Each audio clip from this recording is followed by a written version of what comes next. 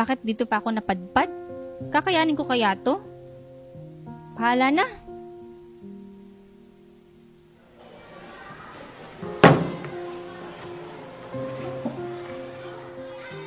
Uy, hi! Ikaw pala yung bagong teacher galing Manila.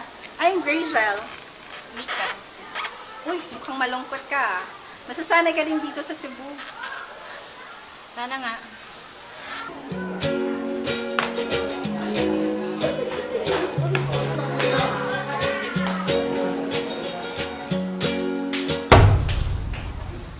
Ano ba?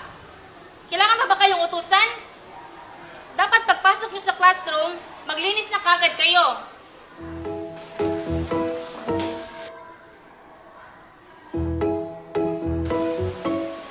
Ang higpit talaga ni Ma'am Castro. Oo nga eh. Magang umaga galit agad. Terror.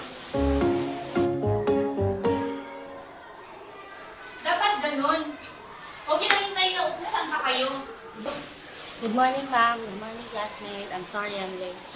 Liza, please be reminded na ayoko ng late sa klase ko. Kaya sana hindi na ito maulit. Maliwanag ba? Sorry po, ma'am. Opo, maliwanag po.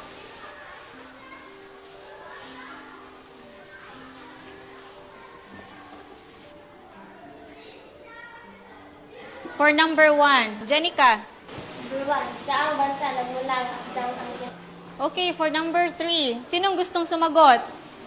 Liza. Okay, sit down.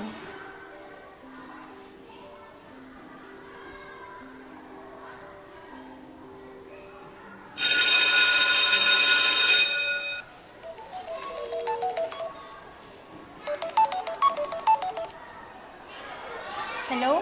Hello, Sir Jojit? Hello, Mrs. Castro. Remind ko lang ang utang ninyo. Konting palugit lang hinihingi ko. Kasi may emergency akong binayaran ng hospital si Mama. Mahaba-haba na rin yung palugit na binigay ko. Mahirap ba intindihin yun? Pambihira naman, oh. O sige na, nasa klase pa ako. Ay, nako, nakakasira ng araw. Nasa Canada na nga, ang kulit pa rin kumaningil. Umagang-umaga, problema agad sumasalubong. Ay, nako, hanggang kailan ba matatapos to?